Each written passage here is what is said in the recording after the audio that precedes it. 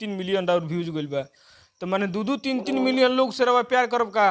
इतना अश्लील लोग सिंगर बाटे गावता लोग, इतना लड़की रील बनावता लोग ना, आ वही गानवा पर हम तनका डांस ठुमका लगा देतनी त हमरा से अश्लील फैलता।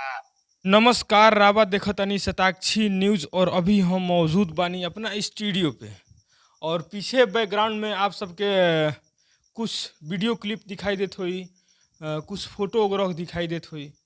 तो आज वही विषय पे बातचीत कइल जाई। भोजपुरी के गीत संगीत बा, गीत संगीत के तो लोग अश्लील आजकल के लोग कहता, आजकल के दर्शक भी लोग कहता कि आज के गीत संगीत ही बदल चुकल बा, गीत संगीत ही। लेकिन लोग ई नइखे देखत कि अपना घर के बहू के, अपना पत्नी के, अपना बेटी के लोग इंस्टाग्राम, फेसबुक और वीडियो पे इतना अश्लील अश्लील वीडियो देखला के बावजूद वो लोग के दिमाग में चाहे वो लोग के मन में का घुराइल बा ई बुझात नइखे।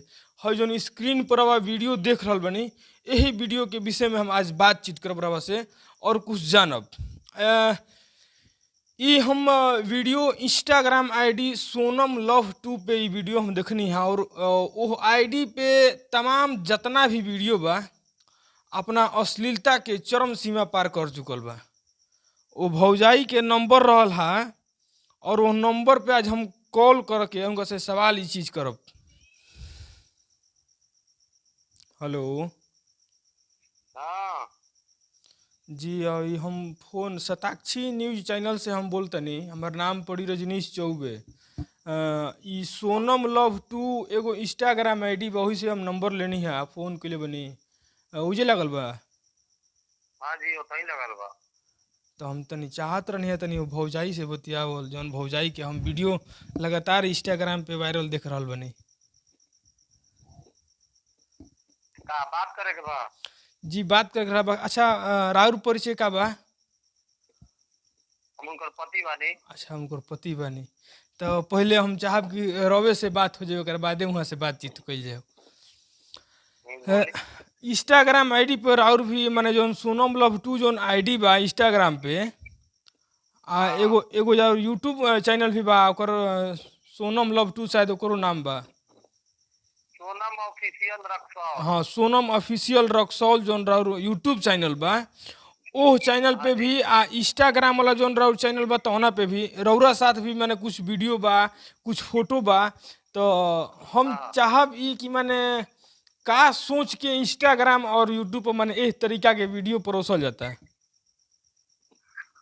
सारा लोग वीडियो बनावता तो हम ही रील बना लेवनी तो टाइम पास करनी तो का करल जाओ। अच्छा, माने टाइम पास करे खातिर।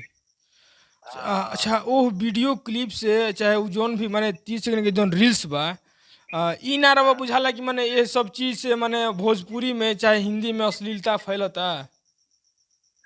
ए महाराज रउआ तो ऐसा बात करता नहीं चंदन उपाध्याय खान। अब एगो बात बताई, इतना अश्लील लोग सिंगर बाटे गावता लोग, इतना लड़की रील बनावता लोग ना, आ वही गानवा पर हम तनका डांस ठुमका लगा देतनी त हमरा से अश्लील फैलता। ना ना ना, तो वो आवाज रावा से ही तो अश्लील। आवाजो नइखे। हम अपना दर्शक से फोन लग रावा भी फोन करे से पहले ही अपना दर्शक से हम कहनी है कि आजकल के सिंगर जौना तरीका से गाना गा रहल बड़े, ओह गाना के भी लोग अश्लील कह रहल बा। तो अश्लील तरह ओह गाना जौन गानवा पर वह रील्स बनावत नहीं, तो ओह तरीका के वीडियो तो माने उ गानवा के वीडियो तो ओह तरीका के नहीं बनल। तो हम तो चाह नहीं तनका यहू से खराब गाना सिंगर लोग निकालो तका हमहू ए पर कॉमेडी कॉमेडी रील उल बनाई कथी करी। हमहू तका आवे के चाह नहीं कि हाँ तका हमहू आ जाइए सोशल मीडिया पर। अच्छा, रवो चाहिए कि हम हो जाई ना। तो माने हाँ। विचार ये बा कि माने मर्दे मेहरू मिल के आ भोजपुरी अश्लील कर देवे के बा। अब ये नहीं रउआ समझी सारा दुनिया बना रहल बा तो हमनियो। अच्छा, हम चाहब तनी मनी तनी सोनम जी के रवा फोन देती, तनी उनका से कुछ सवाल रहला करे के। हम बात कर ली। जी बोलिए। अरे, जौना तरीका के पहले तो हमारे न्यूज में और स्वागत बा, चाहे रवा जैसन वीडियो बनाई बा कि हमारे न्यूज में और स्वागत बा।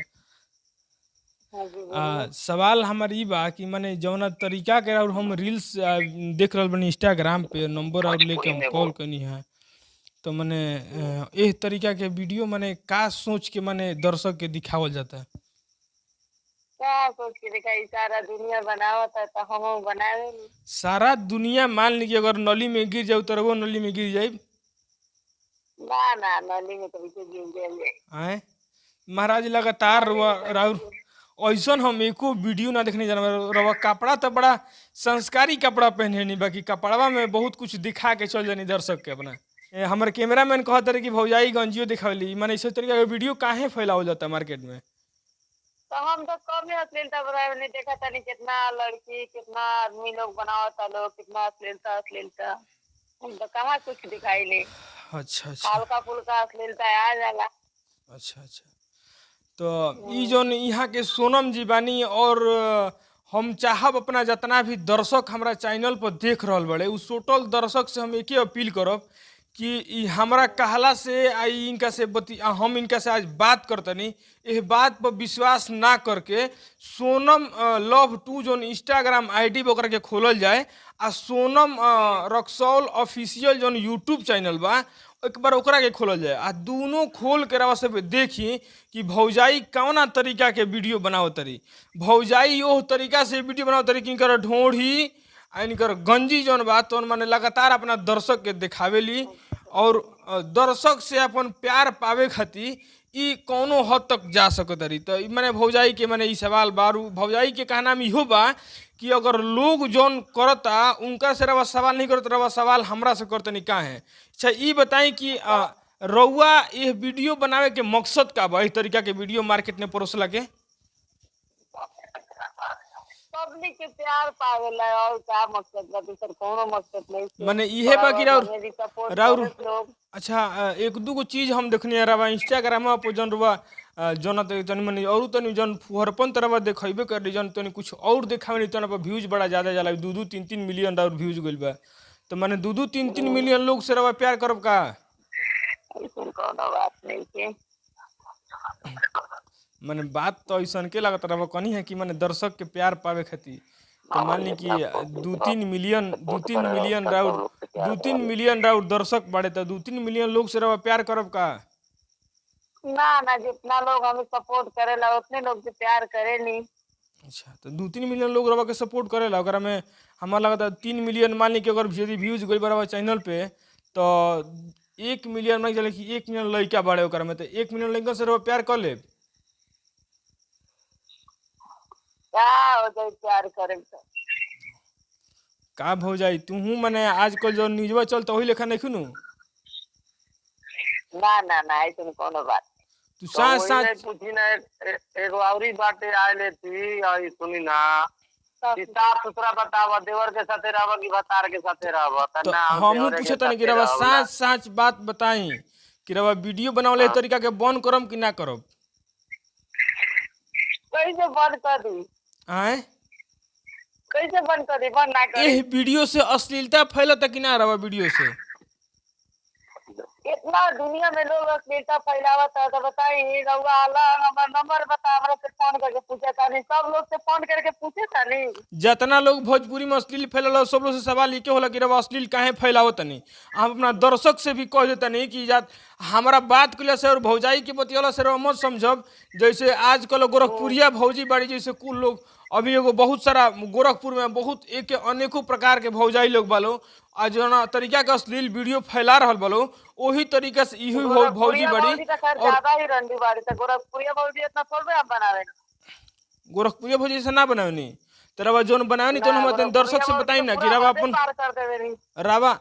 रावा संस्कारी कपड़ा माने भारत के सब हेनारी लेखा कपड़ा पहन के रवा का दिखाई ले बताई तो हमारा दर्शक के रवा खुदे बता दे कि रवा का दिखावल चाहिए। आए महाराज रवा साड़ी रवा साड़ी पहन लेबे नहीं आ वो सड़िया में कुछ और दिखा देबे नहीं। अभी यह सब वीडियो के कारण बाकी आजकल के लड़का खाली देख करके और लड़की गलत गलत काम करते रहे और ऐसन के भौजी लोग कौन जानी फांसी लगा के मुँह तलो तो केहू के मरद छोड़ देता तो केहू के घर से बाहर निकाल दिया जाता है ऐसन के भौजाई लोग के कारण। आपन मन एकदम चरम सीमा पार कर गइल बालो, अश्लीलता के चरम सीमा पार कर गइल बालो, कौनो लाज शर्म नहीं खे। बस उतने कहब रवा सबसे, और जाए के देख ली कर आईडी खोल के कौना तरीका के वीडियो ही परोसत तरी मार्केट में। ई सही बात बा? ऐसे जौन आजकल के जन गोरखपुर में देखी, गोरखपुर में कितना अश्लीलता फैलावे लोग, आए वो लोग फिर वो जानी पूछे। अच्छा, वो लोग से जाए पूछे तब रवा से पूछे आइब ना। मतलब सबसे पूछे के चाहिए कि हाँ इतना अश्लीलता काहे फैलता। रावा से कुछ उम्मीद बा कि रावा ऐसा काम ना करब? ठीक बा, आगे भरे ना करे। तो अपना दर्शक से हम बता दी कि ई सोनम लव 2 जोन इंस्टाग्राम जोन आईडी बिया वही आईडी के भौजाई है।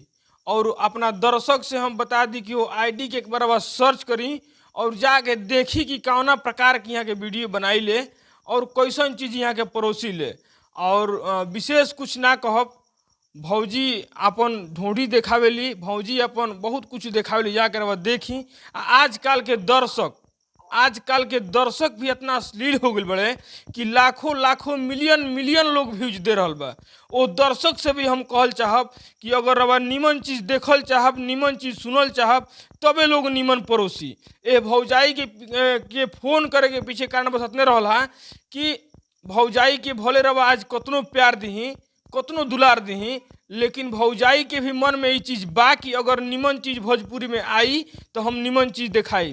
तो ये जितना भी कलाकार बड़े, कलाकार के भी एक माने सोच होला कि अगर पब्लिक, अगर दर्शक हमार निमन चीज़ सुनी तो हम बाउर चीज़ काहे खातिर गाई। तो अपना दर्शक से हम यह अपील करल चाहब, जाते जाते हाथ जोड़ के प्रार्थना बा कि रवा निमन चीज़ देखी, निमन चीज़ सुनी और भोजपुरी के आगे बढ़ाई। भोजपुरी के पीछे पैर खींचे के प्रयास मत करी कि भोजपुरी हमारे पीछे हो जाए, भोजपुरी हमारे कहीं और गड्ढा में डूब जाए, एक प्रयास मत करी। तो ऐसा के वीडियो और ऐसा के एपिसोड के साथ फिर रवा से मिलब, तब तक खातिर धन्यवाद।